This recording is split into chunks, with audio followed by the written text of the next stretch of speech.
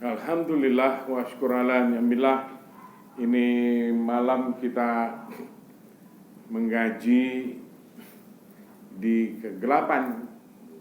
Gelap karena kehilangan cahaya listrik. Nah, ini mengaji tentang cahaya. Nah, kira-kira cahaya listrik ini bagian dari cahaya zahiran. Jadi cahaya yang bisa diterangkan, cahaya yang sangat jelas di dalam ilmu pengetahuan. Nah, kira-kira begitu. Baik, Allahu nur samawati wal ard. Allah itu cahaya bumi dan langit. Bahkan kalau kita memperhatikan ayat tadi, cahaya bumi dan langit, seolah-olah Allah itu mencahayai cahaya seperti yang kita bayangkan. Warna terang seperti ini. Al-Anwar yang mengaji di malam hari ini adalah sesuatu yang hanya bisa diterangkan sebagai petunjuk. Nah, ini harus digarisbawahi. Yang tetap Al-Anwar yang sebenarnya tetap tidak bisa diketahui, tidak terlihat, dan susah untuk diterangkan. Tetapi keterangan-keterangan ilmu ini termasuk Al-Anwar namanya, cahaya-cahaya.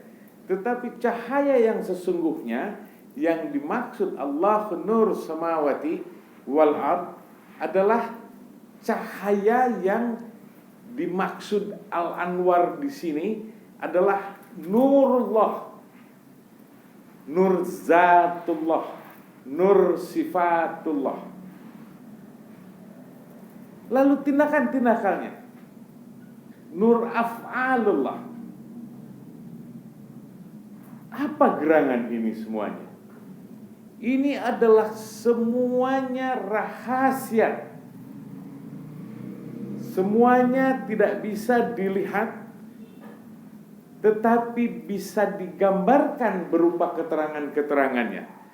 Tetapi Al-Anwar yang sebenarnya adalah milik Allah, yang manusia tidak akan bisa sampai kepada yang disebut Al-Anwar yang dimaksud milik Allah itu sendiri. Kira-kira saya menerangkannya seperti itu. Nur ma'rifatullah, pengenalannya atas manusia dengan segala keterbatasannya. Oh, ma'rifatullah, mengenal Allah dengan sebenar-benarnya. Apanya gerangan? Melalui apanya? Melalui sifat yang rendah kemakhlukan kita di perjalanan mengarungi kehidupan ini, dengan menjalankan yang apa Allah perintahkan melalui nabinya. Petunjuk-petunjuk itu ada di dalam Al-Quran dan As-Sunnah. Ini dia Al-Anwar. Tetapi sejatinya Al-Anwar itu hanya bisa diterangkan, hanya bisa ditenggelami, hanya bisa ditempuh. Itu pun kalau Allah menurunkan Al-Anwar itu atas keterangan yang ada di dalam Al-Quran dan Al-Hadis, untuk kita contoh, untuk kita jalankan. Orang yang menjalankannya, orang yang mempelajarinya, orang yang berguru, orang yang mengaji, orang yang diberi semangat di dalam peribadatan kita kepada Allah Subhanahu wa ta'ala, dia dibiasi Al-Anwar. Kita hanya sampai di situ. Dari keterbatasan kemakhlukan kita yang tidak bisa digambarkan, diterangkan, karena tidak mujasimah. Tidak mujasimah badan. Iya, tidak berbentuk kasar, tidak terlihat, tidak mewujud. Nah, kira-kira begitu. Ini dia. Allah nur samawati wal ard, mencahayai beserta isi-isinya keadaan-keadaan. Seorang pejalan di jalan tasawuf, orang-orang yang tidak bertasawuf mungkin melihat alam semesta kadang-kadang bisa saja diturunkan oleh Allah Subhanahu wa taala sesuatu penerangan di dalam hatinya. Dia tersentuh kalbunya melihat sebuah ciptaan yang ciptaan itu mengagumkan, yang ciptaan itu membuat hati bergerak, hati bergelora, hati bergelombang, nada jiwa kita berkata-kata, mengejawantah di alam semesta ini melalui badaniah kita. Itu pun tergantung kehalusan dan tergantung lagi keinginan Allah Subhanahu wa taala. Manusia ini melihat ciptaan-ciptaan sebagai jalan pengenalan kepada Allah Subhanahu wa taala adalah percontohan-percontohan apa-apa yang diciptakannya harus bersambung kepada Sang Pencipta. Bila orang itu tidak diberikan sesuatu apa-apa, dia bebal, dia dulumat ilan nur. Melihat apapun itu datar hatinya. Tiada dia ingin menghibur manusia lain. Dia mencela sesuatu. Yang mencela sesuatu, maksiat dia dapat. Tetapi yang menggembirakan orang lain itu adalah manfaat. Apakah ini Al-Anwar? Al-Anwar. Melalui apa gerangan? Melalui hidayahnya. Kepada siapa hidayah ini akan diturunkan? Maka bentuknya berupa hidayah. Yang tadinya dari Al-Anwar. Yang Allah kehendaki. Yang Allah empunya. Yang Allah memiliki segalanya itu. Kemana gerangan manusia untuk mensifati ini? Ke dalam qalb, di dalam latifatul qalbi, hati manusia. Ini ada lataif, sesuatu yang halus. Sesuatu disebut lataif, lataif tersembunyi, halus, ghaib, tidak terlihat, tetapi tempatnya ada. Oh, di dada sebelah kiri, kata Nabi. Qalbi itu tempatnya. Disitulah manusia diberikan sebuah perangkat penangkapan Al-Anwar. Apabila si qalb itu, si hati manusia itu terbersihkan, maka ilmunya ada di dalam ilmu tasawuf. Di dalam tasawuf itu, orang yang bertasawuf, maka ada ilmunya untuk bertasawuf, yaitu thariqah namanya. Ilmu tarekat untuk hidup bertasawuf, kira-kira begitu. Maka tata cara, kaifiat, teknik-teknik zikir agar sang hati bercahaya tadi, siap menerima hibahan Al-Anwar dari Allah Subhanahu wa taala, maka dia harus membersihkan hatinya, harus mengikuti apa kata mursyidnya. Oh, cara zikirnya begini, rasanya begini. Nanti yang ijazahkan, sesungguhnya yang diijazahkan thariqah itu ditalqinkan, tetapi di sini disederhanakanlah. Langsung saya menghibahkannya dan saya rela untuk menjalankannya siapa-siapa yang disebutkan dan didoakan tadi. Sesungguhnya ada banyak kaifiat di dalam menghibahkan itu. Ada yang dijadikan kain kafan, Ada yang ditalkinkan masuk ke dalam kubur, di dalam ditalkinkan Allahu Akbar, Allahu Akbar. Sebuah pertanda engkau harus mematikan dirinya, hanya mengingat zat Allah semata. Maka matilah keakuanmu, kedirianmu, kesombonganmu, merasa pandaimu, merasa mengertimu, merasa banyak dalih di dalam kepala. Maka di dalam berthariqah, taklid dan patuh kepada seorang mursyid adalah mutlak nomor 1. Orang yang membawa-bawa dalih di dalam thariqah, maka jangan berthariqah dulu, lebih baik. Kok gini, kok gitu, kok gitu. Kalau sudah panik jangan sajalah, tidak usah. Nah, lalu mengapa seperti itu? Enak orang berthariqah itu. Oh, taklid. Kok syekhnya nyuruh begini dan begitu. Enak sesungguhnya. Para salik thariqah paling nyaman. Syekhnya yang tanggung jawab. Nah, ini dia. Tidak sadar di situ. Tapi kadang-kadang dimengerti atau tidak ini perintah-perintah syekh ini. Karena syekh, mohon ampun pada Allah Ta'ala,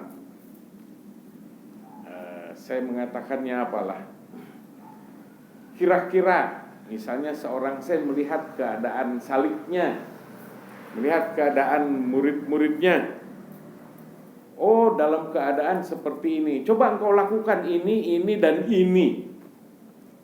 Maksudnya untuk mengangkat derajat salik itu. Tapi salik ini tidak mengerti, wah kenapa saya menyuruh yang haram? Ini kan haram. Nah, ini dalihnya.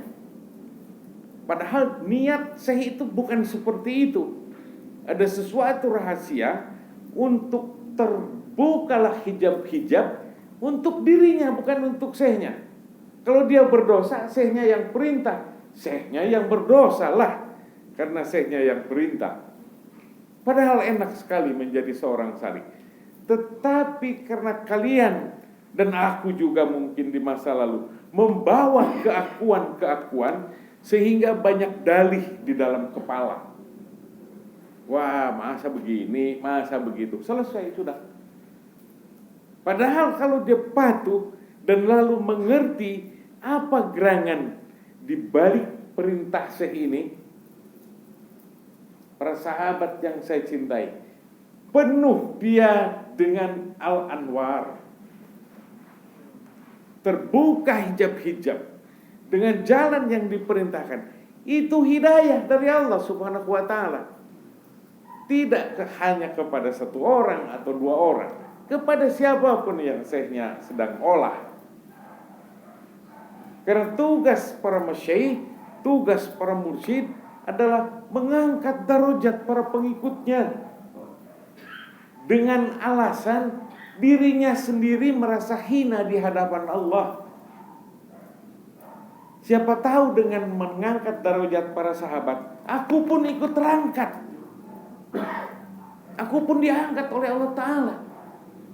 Ini disebut roja, daya harap yang tinggi seorang syekh untuk para pengikutnya.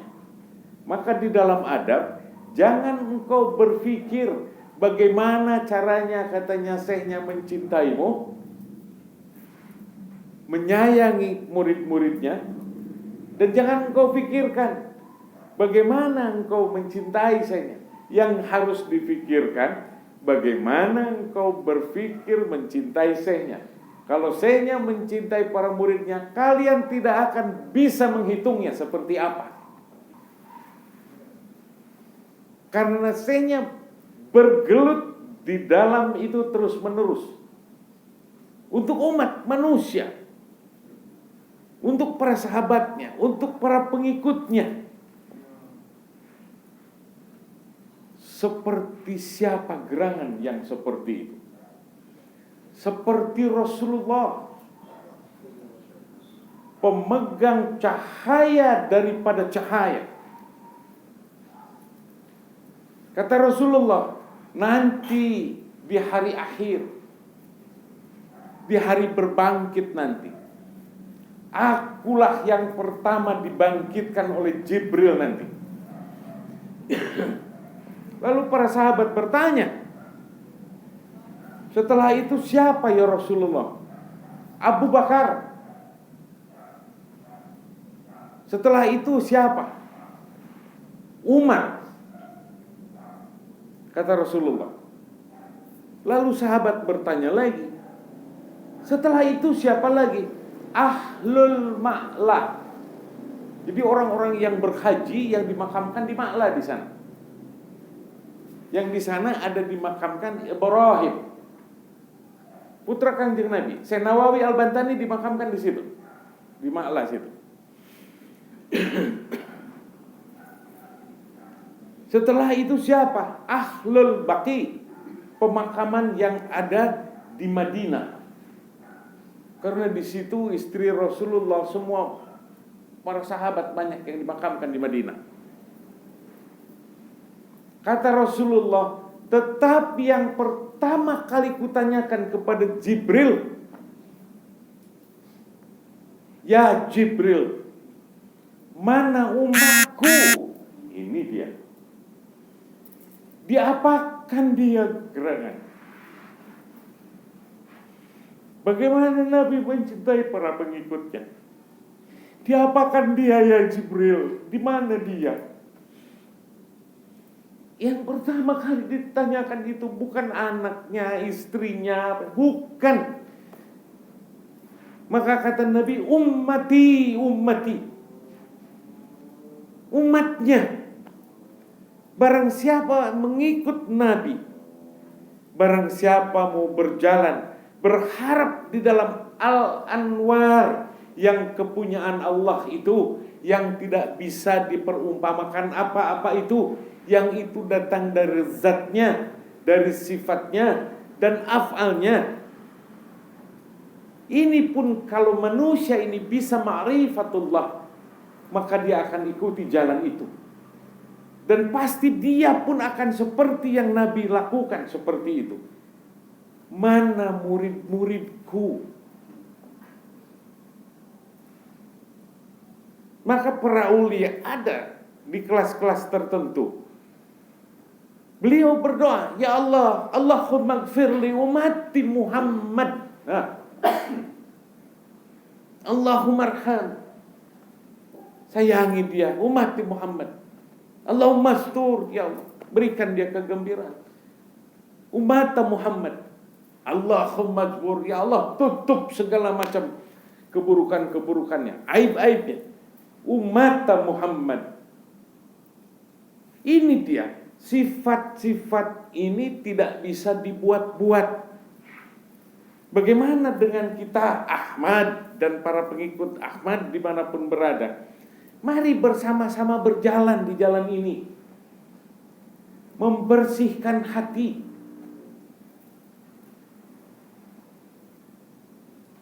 Syekh Abdul Qadir Jilani bicara, Imam Syafi'i juga berbicara, barang siapa pernah mengaji.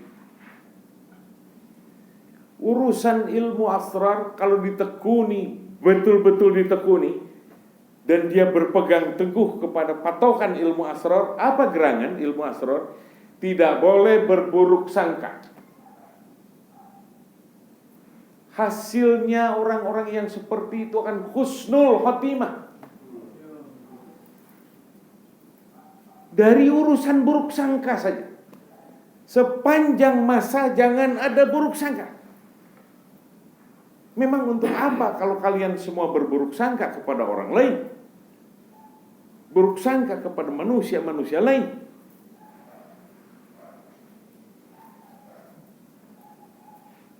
Itu orang-orang yang jahat. Imam Syafi'i sempat berbicara, orang-orang yang berbuat jahat kepada dirinya, orang-orang yang membuat fitnah kepada dirinya, orang-orang yang membuat segala macam penilaian-penilaian buruk. Kata Imam Syafi'i, jawabannya, diamku adalah jawabannya. Diam walaupun bertahun-tahun, diamku adalah jawabannya. Lalu kata Imam Syafi'i, karena tidak pantas katanya. singa katanya melayani anjing.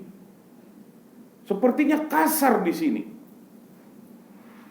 Bukan kasar. Patokannya adalah berdiam. Diapain? Diam, diginikan, diam. Tidak memperlihatkan kebencian. Tidak. Mudahkah? Inilah dia yang dijalankan di dalam thariqah yang kita jalani. Nafsul imarah yang membawa kejahatan-kejahatan. Itu golongan nafsul imarah. Ingin segera dilaksanakan, berpuas-puas diri, makan yang nyaman, ingin berbuat kejahatan, tidak ada aturan-aturan di dalam kehidupan. Itu nafsul imarah. Salah satunya adalah buruk sangka. Buruk sangka ini mempunyai cabang-cabang yang lain. Barang siapa sedang bertempur dengan buruk sangka di dalam ilmu asrar dan berteguh, tidak akan aku berburuk sangka kepada siapapun, apalagi kepada ahli ibadah, apalagi khususnya para ahli thariqah. Wais, engkau membuat dinding kejahatan yang akan dia menuainya sangat berbahaya. Saya beritahu. Karena sangat tidak diperlukan di dalam kehidupan. Kepada siapapun. Apalagi kepada orang yang ahli ibadat. Apalagi ahli-ahli thariqah, orang yang berjalan di dalam thariqah. Maka berjuanglah di situ. Keberjuangan ini, mujahadah ini, membuang iri hati, kedengkian, hasad, geleh kejelema, apa namanya, hasad, kedengkian, buruk sangka. Belum lagi yang besar-besar lainnya, merasa hebat dia, ujub dia, sum'ah, takabbur, ingin dipuji oleh orang lain kalau aku adalah orang yang berilmu.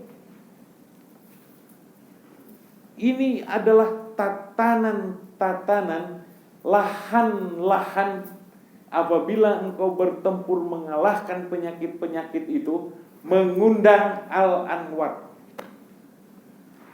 Yang kita tiada mengerti. Seperti apa gerangan al-anwar diturunkan untuk para pejuang ini, para ahli mujahadah ini, orang-orang yang melawan hawa nafsunya. Terserah Allah Ta'ala, karena itu kepunyaan Allah Ta'ala. Maka tetaplah kita di dalam kedirian, tetaplah dia di dalam kemakhlukan, merasa rendah. Jangan beri lubang barang sedikit, jangan beri celah sedikit, hati menggeliat berbangga atas peribadatan, atau berbangga atas kekayaan, atau berbangga atas ketampanan. Sahabat sekalian, di masa lalu saya pernah mengaji. Mungkin sudah banyak mendengar. Mohon ampun kalau salah. Ini Imam Hambali kalau tidak salah. Ampun kalau salah, karena saya jarang membaca kitab di masa-masa lalu saja yang cerita-cerita itu. Kalau tidak salah, mohon ampun kepada Allah Ta'ala, Imam Hambali memperhatikan anak anjing. Oh, ini kapan anjing ini akil balik? Kapan anjing ini akil balik? Berangkat mulai akil baliknya. Tidak tahu. Maka bertanyalah kepada Yahudi. Oh, orang Yahudi yang memelihara anjing. Wahai tetanggaku, bolehkah aku bertanya? Ya, katanya. Aku ingin bertanya, bagaimana ini? Aku melihat anak anjing tadi. Bagaimana ciri-cirinya dan tanda-tandanya anak anjing ini kalau sudah akil balik? Kata Yahudi itu, oh mudah. Apabila engkau melihatnya, dia buang air kecil, kakinya diangkat yang belakang sebelah. Itu tandanya anjing itu akil balik. Kalau anjing kecil nggak pernah diangkat. Oke. Berarti sudah tahu ini Imam Hambali. Mohon ampun kalau salah. Alhamdulillah. Suatu saat Imam Hambali sedang mengajar di madrasah. Bicara terus. Tapi melihat keluar. Di luar melihat ada anak kecil lari-lari. Kalau tidak salah di dalam kitab itu, ampun kalau salah, maafkan saya. Seperti sedang lari-lari main layang-layang begitu. Mungkin ya, apa sudah ada layang-layang di masa lalu? Mungkin sudah. Wallahu alam. Maafkan saya kalau salah. Seperti main layang-layang begitu. Terlihat gelisah Imam Hambali. Lalu badannya membungkuk seperti menghormat-hormat kepada anak kecil itu. Nanti ngajar lagi, bicara lagi, melihat lagi, membungkuk lagi. Seperti menghormat kepada anak kecil lagi. Terlihat gelisah terus. Karena terlalu sering bungkuk lagi kepada anak kecil itu seperti menghormat itu. Muridnya bertanya, "Syekh, mengapa Syekh terlihat gelisah? Aku melihat engkau seperti menghormat anak Yahudi yang kecil itu." Kata Imam Hambali, "Benar, maafkan aku. Dia adalah anak guruku." Nah, ini dia. Dia anak guruku. Ini bukan si Yahudinya yang mengasih ilmu pengetahuan tentang akil balik anjing. Anaknya. Dia anak guruku. Aku menghormati. Tentang apa gerangan? Mengapa engkau sampai seperti itu? Barulah diterangkan tentang akil balik masalah anjing itu. Betapa penuhnya sang syekh ini, sang imam ini tersinari oleh yang disebut Al-Anwar tadi. Adabnya indah. Akhlaknya, jubah keakhlakannya, keindahannya, hidup di alam semesta ini penuh dengan peribadatan. Mungkin kita tidak akan peduli kalau melihat orang lain yang sangat berjasa kepada kita. Kita mungkin tidak peduli lagi. Bahkan banyak cerita-cerita baru tadi siang. Padahal orang itu katanya sempat tinggal di sana itu. Tapi pernah katanya ibu itu ketemu dengan anak itu. Ini cerita ibu-ibu lah habis jalan pagi. Saya suka mendengarkan. Dan saya menjadikannya ini sebuah pengajian dan pengalaman. Dan masuk ke dalam muhasabah saya. Di mana saya sedang merenung. Dia gak nanya loh katanya. Coba perhatikan. Kadar keikhlasannya, kadar keridhoannya dia berbuat baik kepada orang lain, ditagihnya di dalam kehidupannya. Dulumat ilan nur, jauh dari Al-Anwar. Jadi semua keterangan-keterangannya bisa diterangkan. Semua apa yang nampak berupa zahiran, hasil dari riyadhah dan mujahadah, terlihat hasil-hasilnya. Tapi Al-Anwar tetap rahasia kepunyaan Allah subhanahu wa ta'ala.